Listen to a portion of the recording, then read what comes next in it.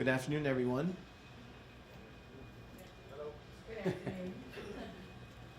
We can do a little bit better than that. Good afternoon, everyone. Okay, we'll take that. Just wanted to welcome you to the start of the afternoon session on Thursday for the Public Safety Symposium. This workshop is entitled Utilizing the Domestic Incident Report as a Tool to Assess Lethality Risk.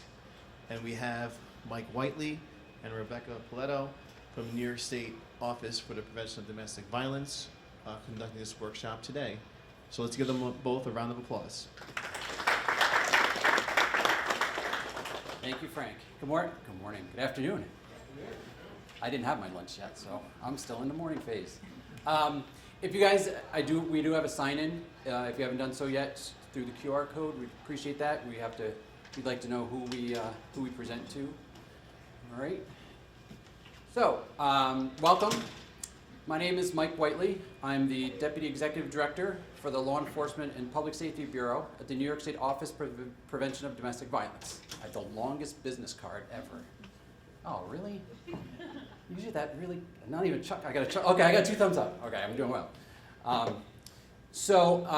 We're here today to talk about the DIR. Hopefully we will wow you. I'm hoping it would be wow, that was great, not wow, that was horrible. But really, that's 2 good ones. All right, little chuckles, thank you.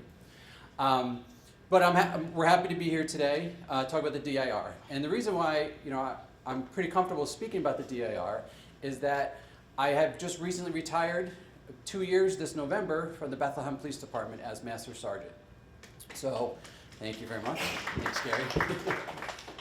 22 years with them, with the majority of my time being in our Family Services Unit as a detective, where we did mostly special victims cases, juvenile cases, follow up on domestics. But I finished my career working the road as a patrol sergeant, where I made sure that domestic incidents were completed.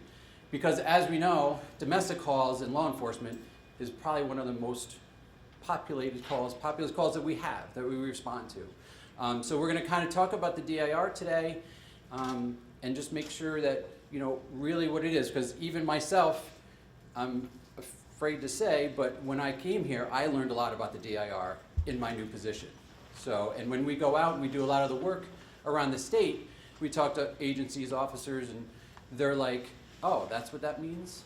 And oh, I don't do it that way. So hopefully we can kind of get everybody on the same page. So, and with me, I have Rebecca. Yes, so my name is Rebecca. I don't have any fancy photo transitions. It's just that boring picture. But that is okay. I started my career as a domestic violence advocate right here in Albany. I moved to the state where I was working with the Office of Victim Services for a while before moving over to DCJS. And eventually I ended up here as the Assistant Director in the Law Enforcement Public Safety Bureau at OPDV. So the objectives today, basically we're really hoping you walk away from this lesson being able to understand the importance of the DIR, how to complete a DIR correctly, identify the questions related to lethality that are on the DIR, and understand the importance of those lethality questions, and of course learn what steps to take if someone does respond yes to any of those questions. So basically what I'm saying is we have a lot to go over and not a lot of time to do it. So let's jump right into it. First off, who we are. We are New York State Office for the Prevention of Domestic Violence. New York State is actually the only state in the country that has an executive level cabinet position agency that handles gender-based violence. And what exactly does that mean we do? Well, that means we advise the governor and legislative on best practices and policies. We also do public awareness and education. We go out and do training, particularly for law enforcement. And of course, we serve as a resource for the domestic service providers all across the state to ensure that survivors receive care that is survivor-centered, trauma-informed, and culturally responsive. So what do I mean by those terms? Those terms are basically our 3 pillars, and that is how we want to view every interaction going with survivors of domestic violence. We always want to make sure we are emphasizing being survivor-centered, being trauma-informed, and being culturally responsive. Survivor-centered is exactly how it sounds. It is centering the survivor's needs and priorities as they define them.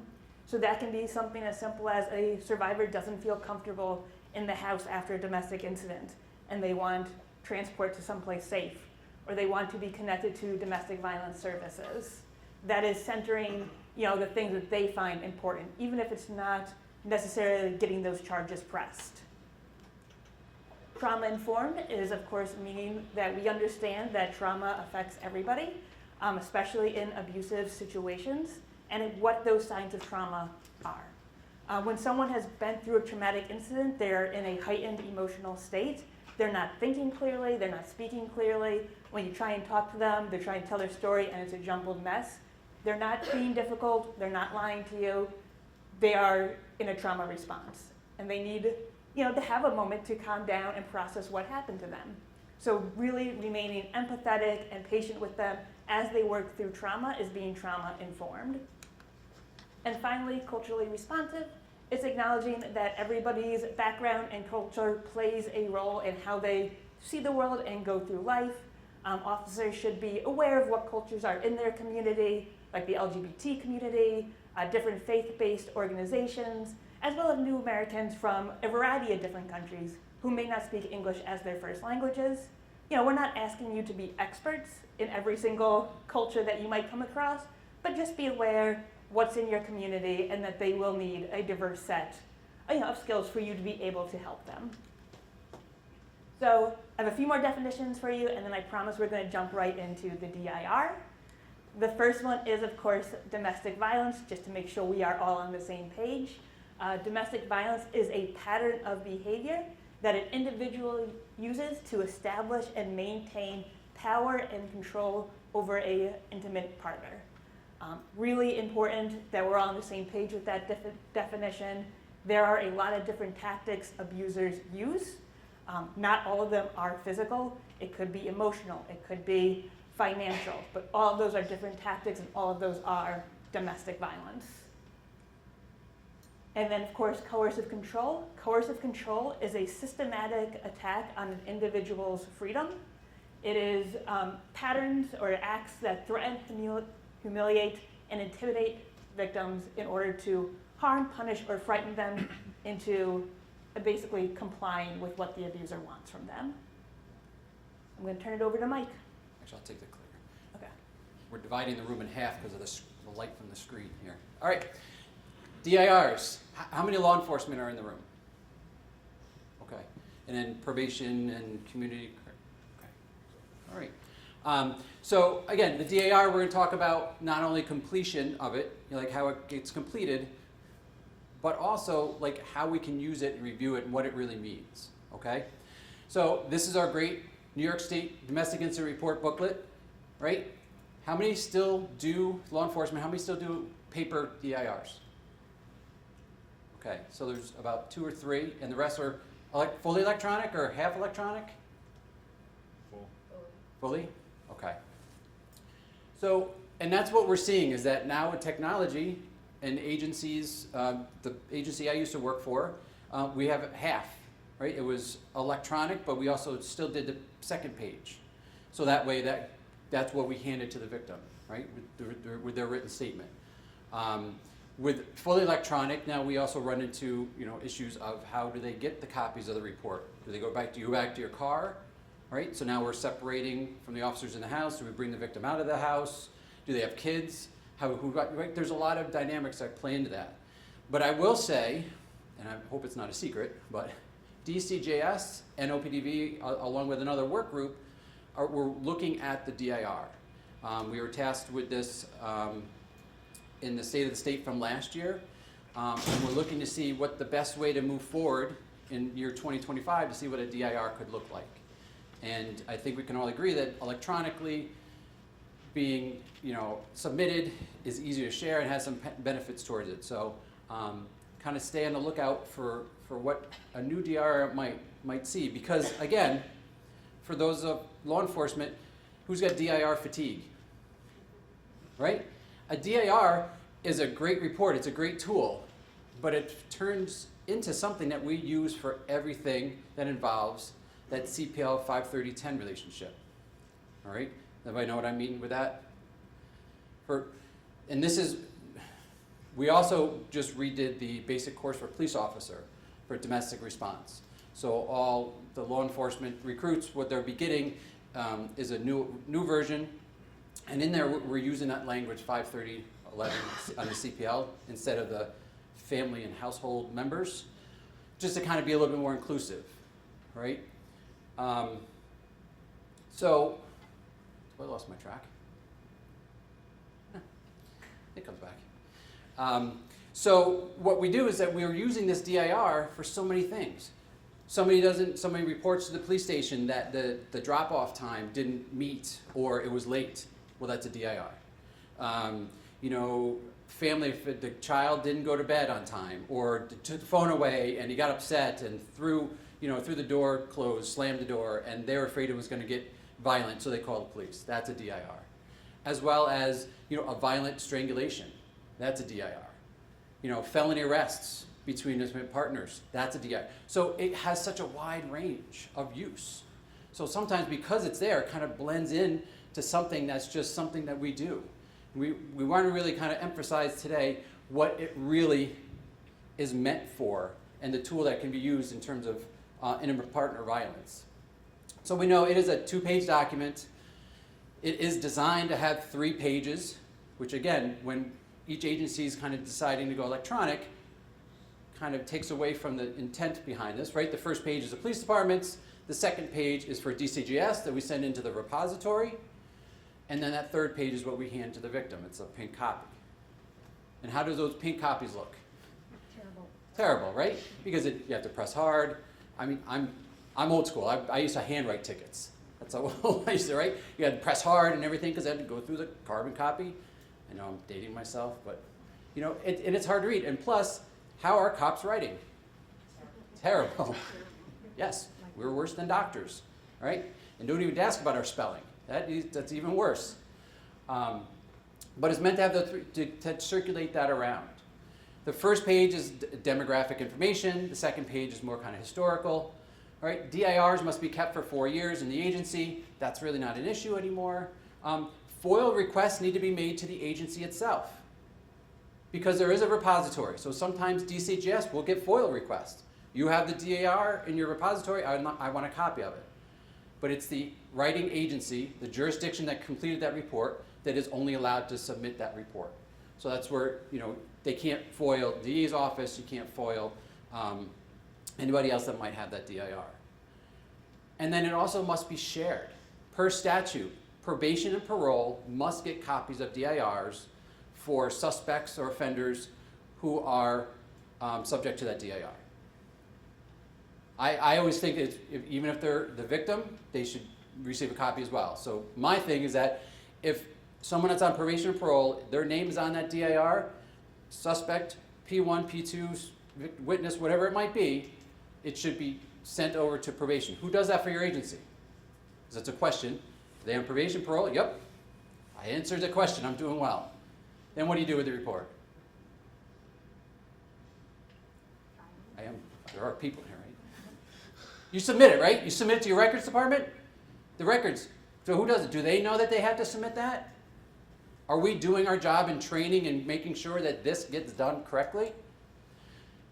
So I just challenge everybody with that. And not only probation and parole people, but also anyone over 65. It's supposed to go to the state Department of something. Adult Protective Services? No, that wasn't it.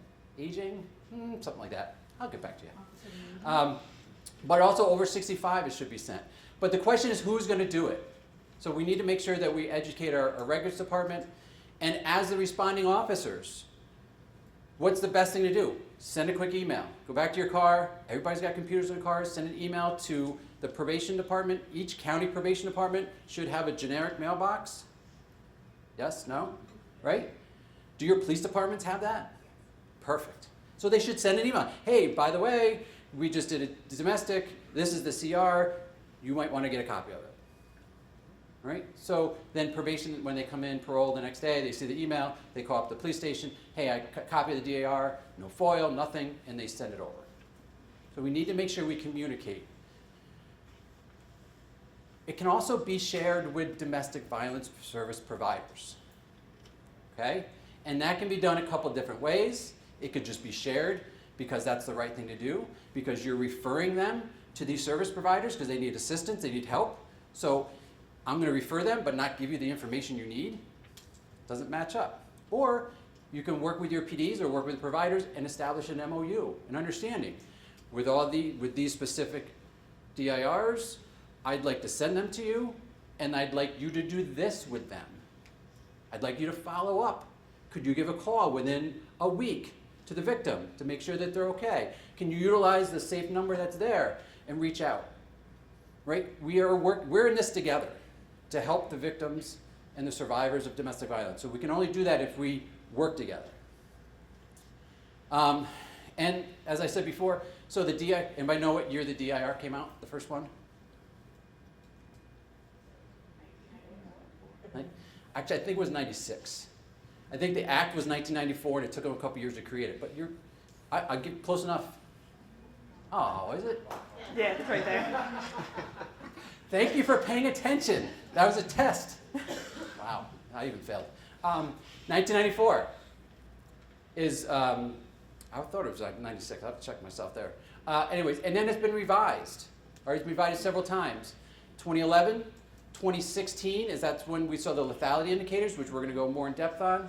And in 2020, just changed the language on the back of the page 3 for the victim rights statement.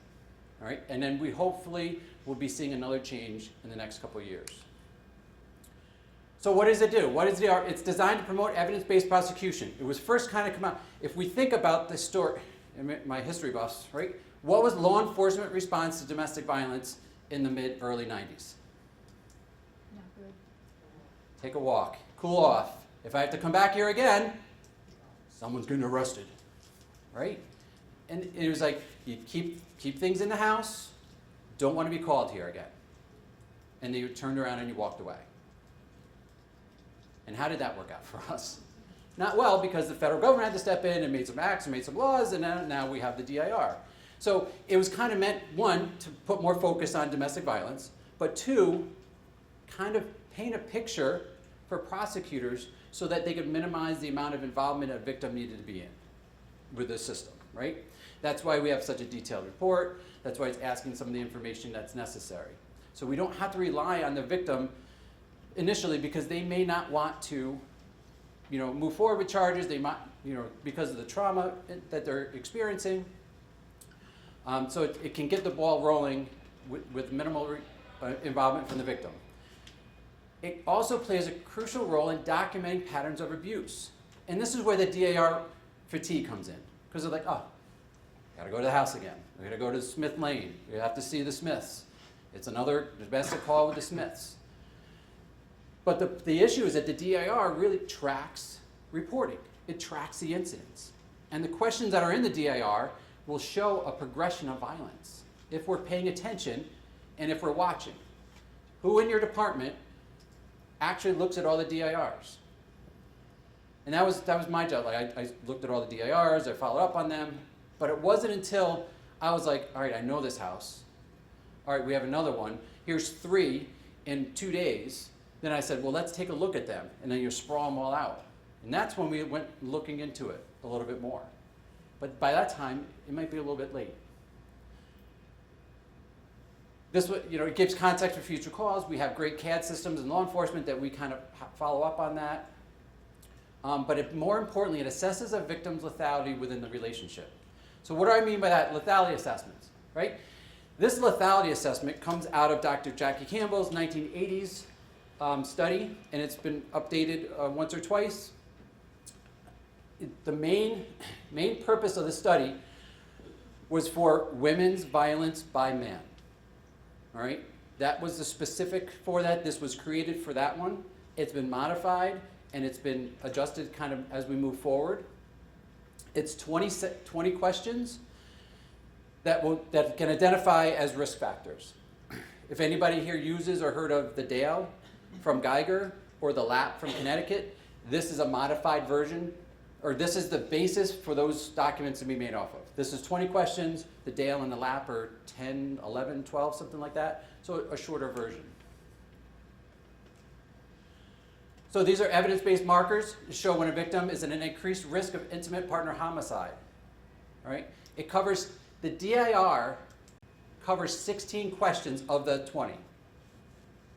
But the trouble is that there's only 6 that really ask and are kind of identified, blocked out. But there's more in there, and we're going to talk about what those are. These 16 questions can aid us in assessing risk if we know what to look for. And it should also be helping us talk to the victim in a survivor-centered, trauma-informed, culture-responsive way to explain what these questions really mean to them. Because what we're seeing now is blah, blah, blah, blah, blah, yes, no, yes, no, yes, no, okay, here you go. There's no follow-up, there's no working on after it. So, the one thing that we have to say, the danger assessment will not end violence. All right? It's not the all tell all, it's not going to end everything. And what we hear from victims, because as part of our work, we do survivor listening sessions. That's how we know what we're doing and if we're doing it correctly. And the survivors we're talking to, they don't all want criminal justice involvement. They don't want to have to call the police. They don't want to involve the police. They don't want to involve the systems. What do they want? They want the violence to stop. They don't necessarily want to leave the partner. They don't want to have somebody that have person taken out. They just want the violence to stop. And identifying these risk factors from this lethality assessment can help with that process because it can reduce frequency and severity of abuse. And they studied it. So they did the danger assessment. They did a study afterward in Oklahoma with 7 jurisdictions. It significantly reduced the severity and the frequency of the violence. It didn't end it, but it decreased the number of times and the severity of it. Is that a win? All right. Women who participated in the program were more likely to remove or hide their partner's weapons, obtain formal services for DV, establish safety strategies with friends and family, and obtain some form of border protection. All right? So this is what the purpose of this is. And we have this built into our DIR. We need to start using this. So, you ready to go into it? We're going to break it down. Yeah. I'll get back to it. So we're going to kind of go, can I set it up? Yeah, go right ahead. We have the danger assessment. We're going to pick out the 16 questions. We'll talk about what the questions mean, and then I'll talk about where we can find them. Sound good? Yep. Take it away. So the first question on the danger assessment that we're talking about is leaving an abuser after living together with them. Leaving an abuser is the most dangerous time for victims. The first 2 to 3 months is the most dangerous, but that doesn't mean the risk disappears after 3 months, and goes away completely. That elevated danger can last for years. 75% of domestic violence homicides occur after the victim leaves. And the reason for that is that it often signifies that the abuser is losing control, and they might kill their victim as a way to reestablish that feeling of control and power over them, or they might do it as an act of revenge for the victim leaving them. So where do we find it? It's a very, very plain question. Do suspect and victim live together? But that locks you in, doesn't it? Because what are we not finding? Did they say no? And how many times maybe police may not ask this question because they're looking around. It's a 1-bedroom apartment. It's all, victims can be anybody, right? But traditionally, and what's the number? Statistically, thank you. Statistically speaking, women are 4 times more likely to be victims of just simple assault than men. All right, we have a data dashboard at OPDV. We get our stats from the state, from DCJS. So I encourage you to go to our website, opdv.org. Go. I knew something wrong. She's here to correct me. And we'll have a law enforcement and public safety page, and there we'll have links to that. So this question may not be asked. So I challenge people, and I ask people, go beyond it. Ask the question, but go further. Have you ever lived together before? Because they say, yeah, I moved out 2 weeks ago. If you didn't ask that question following up, you wouldn't know that. And we also know within the first couple months is very dangerous. The other thing, and this kind of jumps a little bit, we have fatality review teams. We do 4 fatality reviews a year. If anybody's been involved in them, you know that they're very productive. It's a systems approach. We don't look at one law enforcement probation courts to go blame, but we see where we can go to fix any system issues. We're actually looking for referrals for next year, so if anybody has a homicide, fatality, or near fatality that they would like OPDV to view, consider for review, let us know. But one thing that we see over the last 35 reviews, this is not statistically proven, this is not something I'm putting out there officially, but breaking in.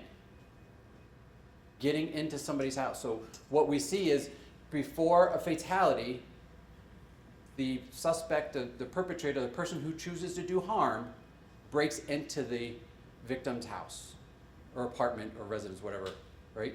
There's some form. And what does that tell you? What does that say? Last participation. They're trying to be kept out. Yeah, and it doesn't, I can get you anytime. Right? It's still using that control. And sometimes they'll say, somebody broke into my house. Right? Are we asking the questions? Did you recently break up with somebody? Do you believe it could be somebody? A lot of times they may say, right, I think it's this person because of things they've said. But we see that. So if there's a burglary and a history of domestic violence with that person, then we want to dig a little bit deeper. No, you're good. Okay. So illegal drugs or problem drinker. For this slide, I do want to make it clear domestic violence is a choice that an abuser makes. Drugs and alcohol do not cause someone to commit domestic abuse. However, it can make domestic abuse worse. It does things like destroy impulse control. It can heighten aggression. It can impair judgments.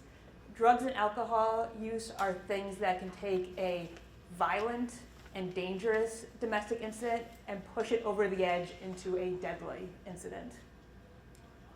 Very simple question. Possible drug or alcohol use. But where do we find this question? We find it on a suspect, right? And who do we ask this question to? A lot of times we ask it from the victim. Or we're asking because why? Why don't we ask why don't we ask the suspect this question? Because they lie. Nobody lies to the police. Nobody lies to criminal justice, right? They all tell us the truth. Because they're going to lie. So we ask the victim a lot of times. Do we ever ask the victim and the suspect? Some of these questions can be asked to both. Because you want to see, one, who's telling the truth type of thing, but also just to kind of see what their reactions are. So yeah, we look for signs of intoxication. It's a common thing. Kind of running the fact of, both parties are intoxicated. Do you take that statement from that intoxicated party? That's a concern. If there's a criminal charge with it, how does that go?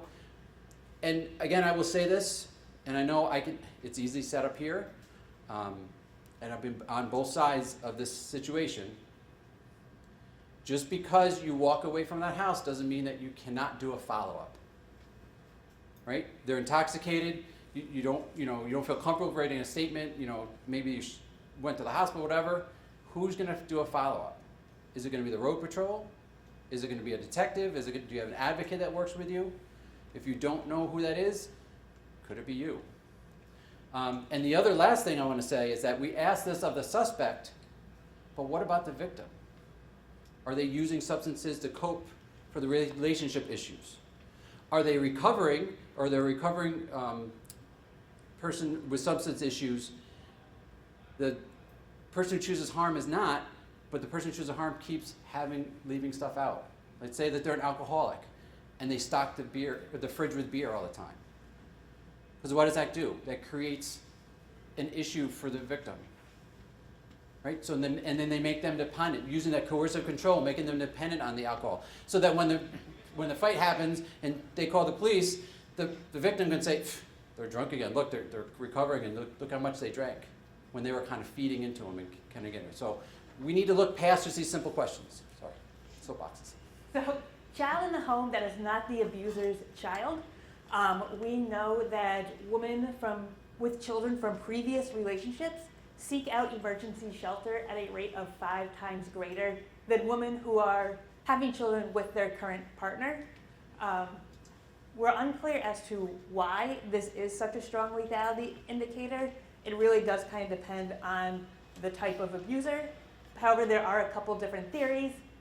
Some abusers see that child as proof that the victim had sexual relations before them, and that makes them jealous, and they, respond to that jealousy by escalating the violence. Some are resentful about raising a child that isn't theirs, and of course, some men particularly seek out women who have children because they think that having a child involved will be a way to control her and will make her easier to control and less likely to leave him. Always remember that this is not just a lethality indicator for the adults in the situation. This is a lethality indicator for children too. Children who live with their step-parents are more likely to be abused and killed than children who do not live with their step-parents. So where's the question? Do the suspect and victim have a child in common? Pretty straightforward, right? And again, they may not live in the house. And they may be at 50-50, whatever it might be. It's just kind of looking around, and again, it's as law enforcement, it's being a little bit more attuned. Do you have children in common? Is there a child in the house? And looking around, saying, if they say no, I said, well, then why is there teddy bears all over? Some people like teddy bears, whatever it might be. But also just kind of following up with questions, not only going, and what we see too is that a lot of times they'll say, well, I don't see any kids, and they just check the nose. They're assuming, and we want to try not to assume when we ask these questions. Used or threatened to use a weapon. Introducing a weapon into a domestic incident is always a major escalation of violence. It doesn't matter if it is a gun, a knife, or some sort of blunt instrument. By their inherent nature, weapons increase the lethality risk. So if a woman has been even threatened with a gun or another weapon, even if the weapon wasn't used on them, it was just used to threaten them, they are 20 times more likely to be murdered by their partner. Very specific, flat out question. Weapon used, yes or no? Gun, yes or no, or other? And we know that a weapon can be anything, right? We think guns, we think knives, we think baseball bats, but it could be pens, it could be whatever. If somebody has something in their hand and they're threatening somebody with it, to harm them with it, that kind of fits the definition of a weapon. We don't need to worry about the weapon definition in a penal law, right? But was a weapon used? And related to weapons, does the abuser own a gun?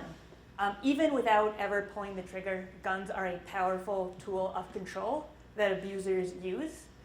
Guns are actually used in over 50% in intimate partner homicides. That is more than all other weapons and methods of murder combined. And the mere presence of a gun makes a woman 5 times more likely to be murdered by their partner. So what's the question? It's not, do you own a gun? It's access to guns. All right? Are there any guns in the house? It's a phrase that just rings in, I think I've asked. But that's not the right question. Because they may have their guns in a parent's house or brother's house or something that's only a couple miles away. How easy is it to access them?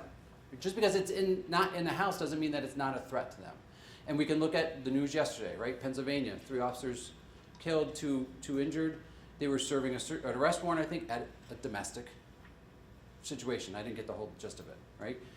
Earlier this year in Rochester, Brighton, right? It was a murder-suicide, involving a grandmother and a child, right? Does that make sense? Yes, okay. And there is one study out there. It's very small. It's not really specific. So I say this loosely. People who choose to do harm in domestics, there is a link to mass violence. School shootings, mass shootings, right? It's not just about the victim that we get called to. It's not just about the children that live in that home as well. It can be about fellow law enforcement that goes to the house. It can be about people out in the public, right? So this is not just a two-person issue that we're looking to address and deal with. This is something that we're going to be able to address for whole public safety. So it's the access to guns that we're looking for. Threatened to or attempted to kill themselves, this might seem a little counterproductive if they're threatening themselves, how that's a lethality indicator. However, we are seeing that it is a indicator of murder-suicide risk. What we see usually, the victim is female. 90% of the perpetrators are males. And usually this is something we see in older couples rather than younger couples. Be aware, the more detailed the plan, the more risky it is and the higher the likelihood that the abuser will carry it out.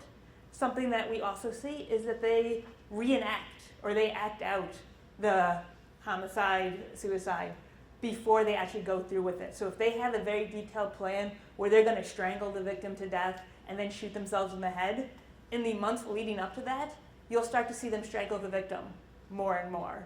Or you'll start to see them bring the gun out.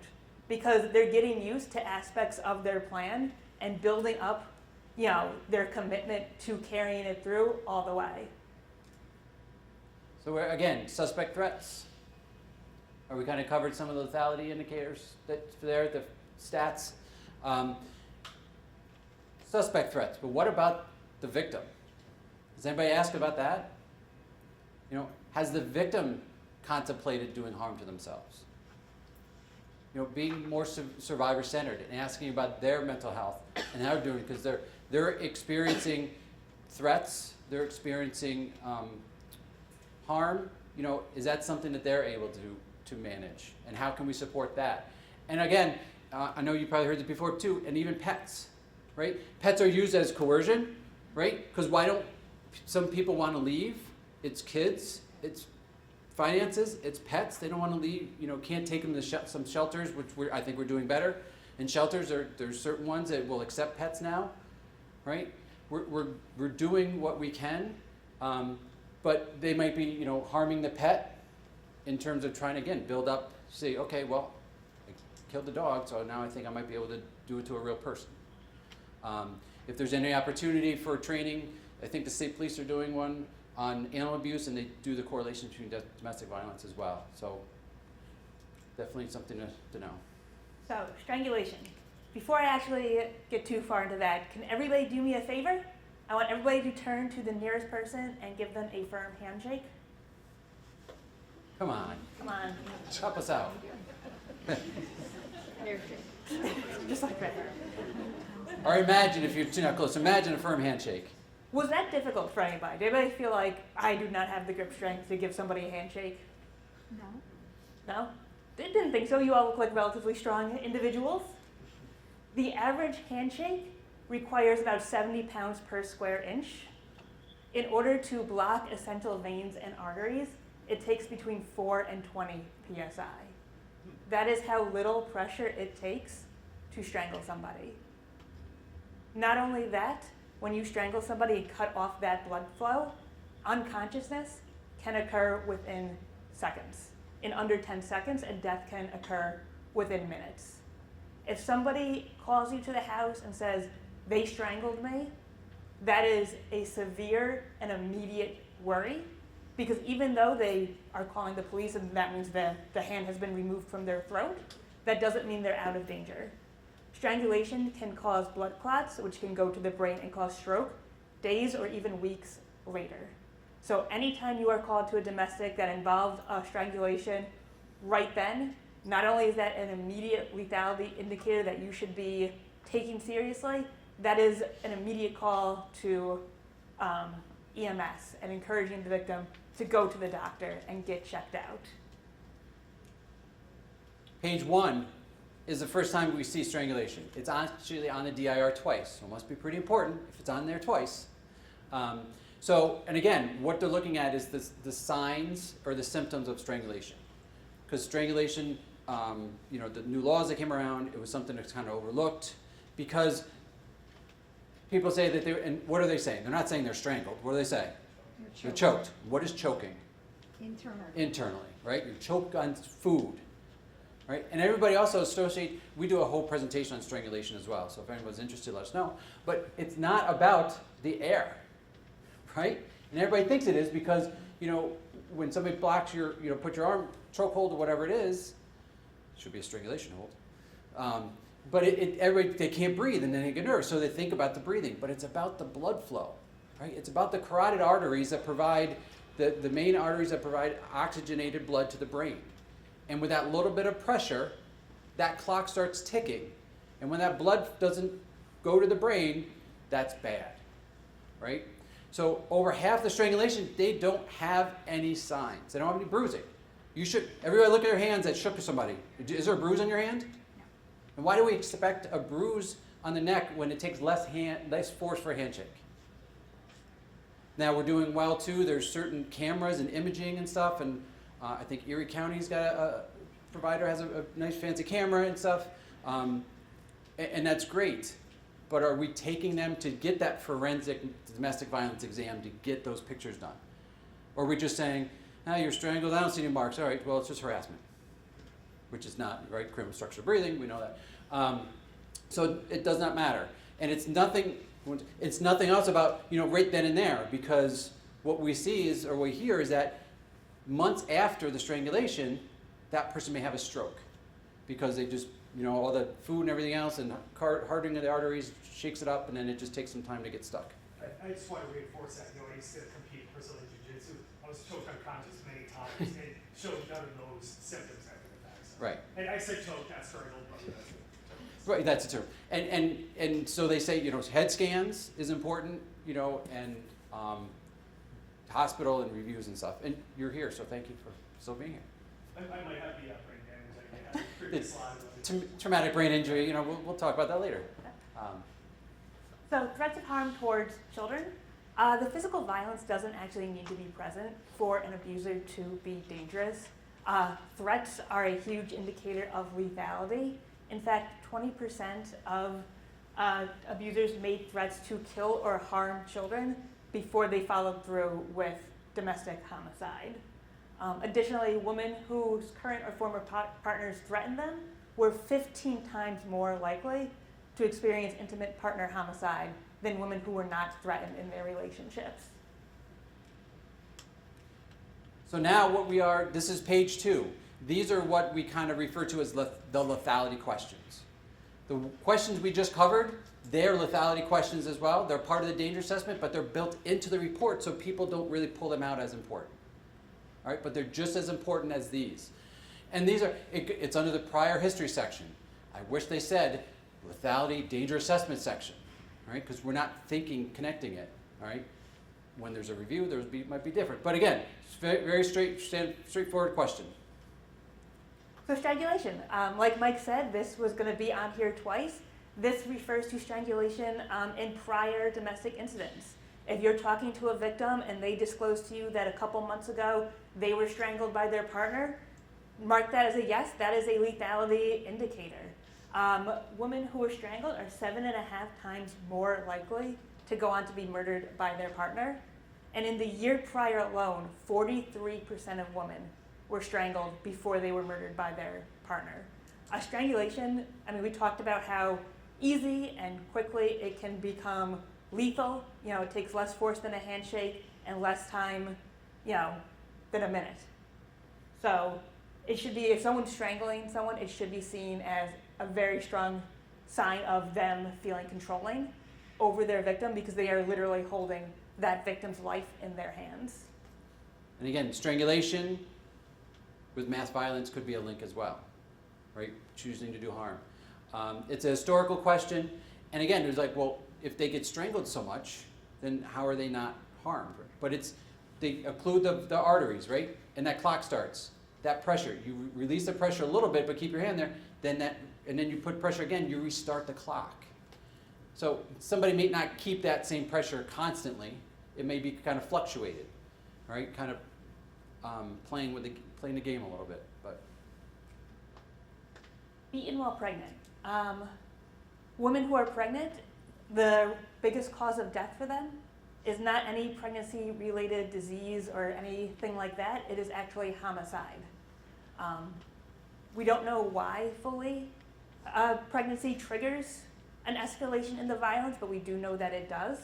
It could be that the abuser doesn't like that the attention is off of them and they don't want it to go towards the new baby, or they don't want a child in their life, so they increase the violence in a hope that if they increase and escalate the violence enough, she will miscarry. Or it could be that a big part of the abuse and the controlling narrative is that she's a whore or she is a cheater, and when she becomes pregnant, he refuses to believe that the baby could be his, so he uses that as an excuse to escalate the violence as punishment.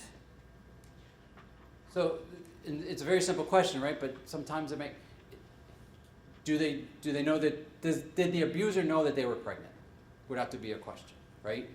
And it doesn't mean, so if they know that they're pregnant, it doesn't matter if they're showing or whatever. If they're struck in at that time, beaten while they were pregnant, while both parties knew that they were pregnant with that child, then that is a yes to that, all right? And back to, can I jump back to strangulation? Okay. No, you don't have to jump back. Strangulation, right? And where someone goes to hospital, where someone passes out, why is it not attempted murder? Could it be? Okay, that was my question. All right, I'm done. Belief that the abuser is capable of killing them. Officers arrive on scene and they have minutes, sometimes just seconds, to make a judgment call about how safe a situation is. Victims are living in the relationship 24 hours a day, 7 days a week. They understand the patterns that are going on in their life. There might be a situation where a victim knows that if he comes home and he cracks open a beer, it's going to be a peaceful, good night. But if he comes home and he grabs the vodka, things are going to get violent. She understands the idiosyncrasies of the abuser and what his patterns are and what kind of things trigger him and set him off. So if she is saying, yes, I know he's capable of killing me based on the patterns that I'm seeing, based on things he has said to me, that should be taken seriously. And just another quick note, victims are more likely to underestimate their risk of lethality than overestimate their risk. So if someone who is chronically underestimating their risk is now getting to the point where they're saying, oh yeah, he could kill me, that should be taken extremely seriously. And this is one of the toughest questions on the DIR, right? Like, well, anybody can kill anybody. Okay, but so we ask this question, and it should be, and they should answer that. And if they can't, they're like, well, I'm not sure. I'm like, well, why aren't you sure? Like, what do you feel? Well, I think he could. Then that would be a yes, right? So it's something that kind of, it's very difficult, and a lot of people have trouble with this, but it's not our trouble to have. It's a lethality question. It's a question that we ask, and then it's an answer that we need to have a yes or no to. So if they're not sure, then I would lean to the yes. Because if you know somebody said, no, he would never hurt a fly. Right? I'm not sure. I said, well, what makes you unsure? What makes you think they could kill you? Oh, well, he's kicked the dog, and he's done this, and he said that. Well, if he's saying these things, then maybe he could be. They could be. Sorry. Are they violently and constantly jealous of you? Jealousy and possessiveness are a sign of control. And like we said, domestic violence is all about power and control over another individual. It also denotes a certain sense of ownership over the victim, a certain sense of I am entitled to do what I want to you, and that includes murder you if you disobey me. It can also be a precursor to more severe tactics of abuse, such as isolation or stalking, or again, that physical aspect. Simple question as well. And we ask this, and then if it's something that's, can be researched, we can look up other domestic incident responses or DIRs and stuff, but it's a question that for them they answer to. Yes. And has the physical violence increased in severity or frequency within the past year? Obviously, domestic violence is an escalating pattern of abuse that is expected, but if suddenly seemingly without warning, the abuse escalates severely, that is a huge troubling sign.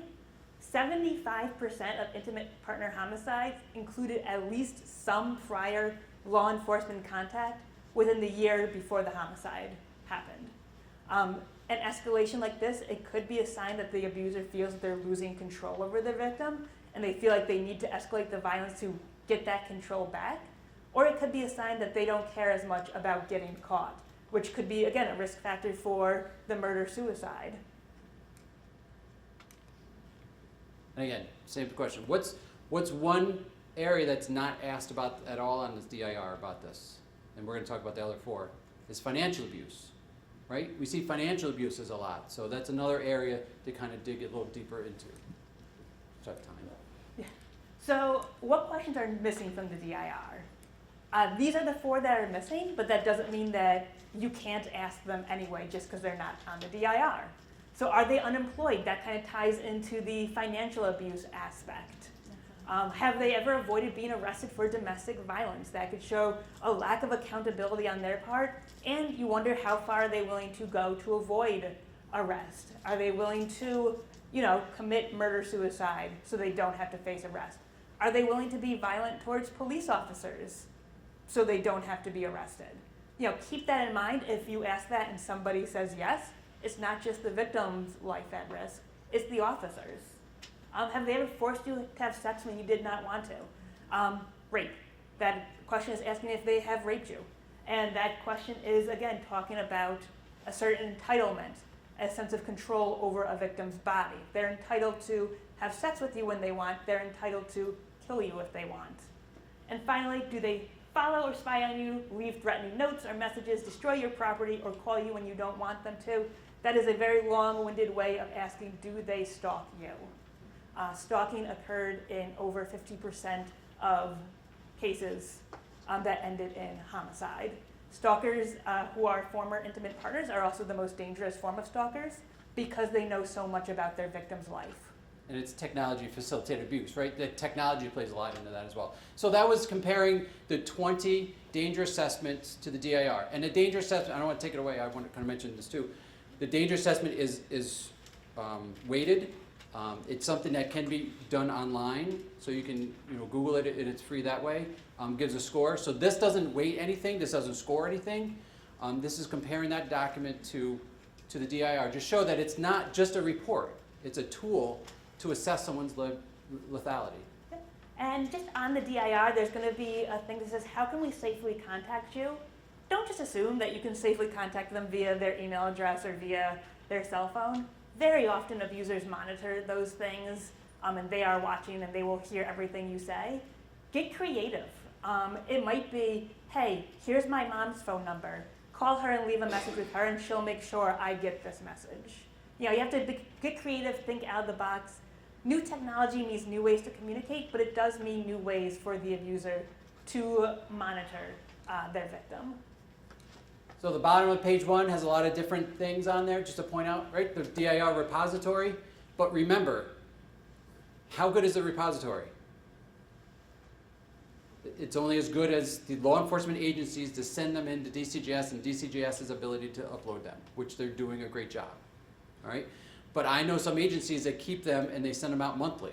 They send them out quarterly. Right? I mean, some may even do every 6 months. So you go there, and of course, New York City isn't on the repository. So for us, those people from Mid-Hudson area, Long Island, you may check the repository and there'll be nothing when they have a long history in New York City. All right? And we also see that there's, people travel. So, not only checking the repository, but if you're able to find out, did you live somewhere else, or they talked about violence at living other places, call that agency and see what they have. The order of protections, of course, in terms of the mandatory arrest for that, enforcement, just flick through them all. We got 5 minutes, so we'll breeze through. The evidence, body-worn cameras, right? I want to see how we can utilize those to help the victims not have to recite and retell and rewrite and write down statements. I don't know how that's going to work, but we have body cameras there, the conversations happen, right? And then the offenses. And so the narrative, everybody just basically write what happens. But now we're talking with the body camera, right? And the statement, victim statement time. And what are they going to say? I don't want to write anything. And so what do we put? They don't refuse, they're not refusing to cooperate. That's a law enforcement term that we're thinking in our head. And I will admit that's something that I may or may not have done over the years. But that's not what they're doing, right? They don't. So the question is, why don't you want to write one? And it might be vulgar language, and so yes, sometimes people might write that down. But we want to understand why. But the last time I wrote one, they got a copy of it. They saw it because it was in my purse and it goes through my things, and it made the situation worse. Why should I bother? I did 3 already, and you guys won't do anything for it. There's statements like that. But again, if it's on the body camera and they say, I don't want to give a statement, but they talk to you the whole time with that body camera, now your body camera, you tag that case, it's there. So it could be the concerns over the suspect seeing this, see body camera footage.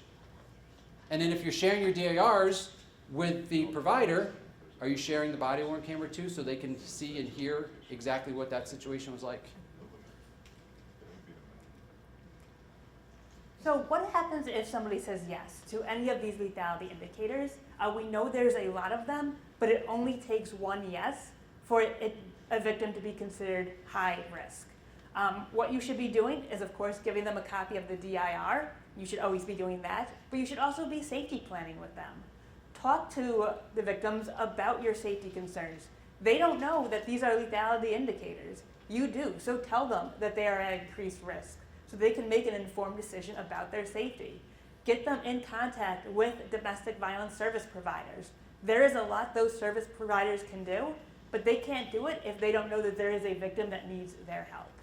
Also consider talking to the ADA about what the victim wants in pursuing charges.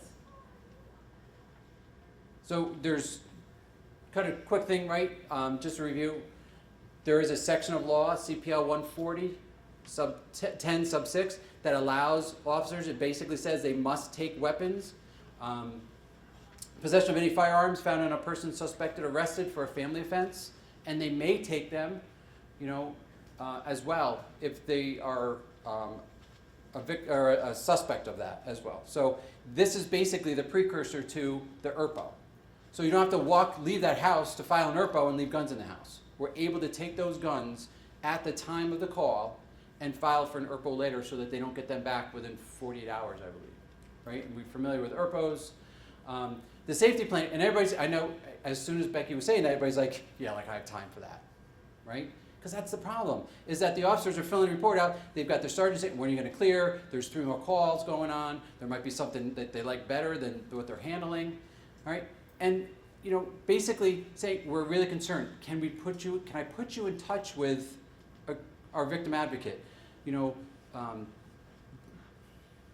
Jane down at the provider is a good friend of mine. She's helped a couple people out that I referred them to. Can I call them for you? Rather than saying, here's the number, give them a call. So that I'm concerned for your safety. We have a lot going on. You have a lot going on. Can I call them for you, put you in touch, and then maybe tomorrow you can reach out to them or they can talk to you, right? Make that warm referral. That's just as important as anything else that we can do.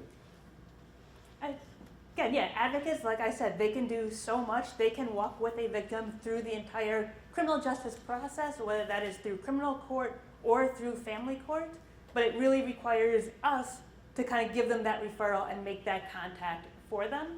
We also know that engaging with DV services is a protective factor for victims. 75% of victims of intimate partner homicide had contact with police before their homicide. Only 4% of abuse victims who went through DV services, were later killed by their abusers. So that really shows that these are helpful services for victims. Again, there's a lot of different ways you can get in contact with domestic violence service providers. Local is best though. Obviously there's our hotline if you need it, but there is a blank spot for your local service provider.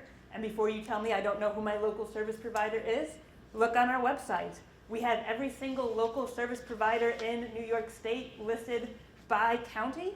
So go on our website, check your county, find out who your local service provider is, and you'll be able to get in touch with them. Please follow us on all of our socials. Find out what we're doing, especially because this next month is going to be Domestic Awareness Month.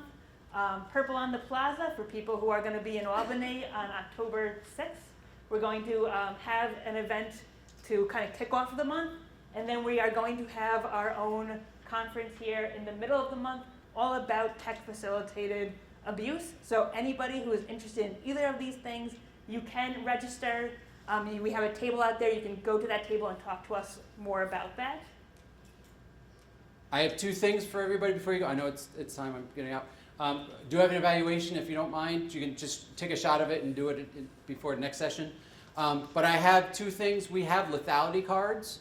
There's little business cards, on the front with the QR code to take to get to the website for the provider list. But we have some lethality questions on the back, because I know that law enforcement sometimes are doing the electronic DIR. They're not coming in with that booklet anymore, so this kind of replaces that. And the same thing, we have little notepads that has lethality questions on the inside. Again, thinking that they're not carrying the DIR with them. And then a spot for the local provider number to go on the back, right? Because that's the most important thing. That's who can help them right then and there. And on the back again, I guess I like QR codes. The QR code to the website with our state hotline number. So again, thank you very much. I hope the wow was on the good side, not the bad side. Thank you for participating. No, I'm joking. Thank you very much. We do have a table just outside the doors on the right-hand side. Come see us anytime. We're here all night. No. You pretty much. All right, thanks, and come on up for these. Don't forget to fill out the evaluations on the DCGS events app as well as one for OPDB. There might be two separate ones for this workshop. Thanks, Renee.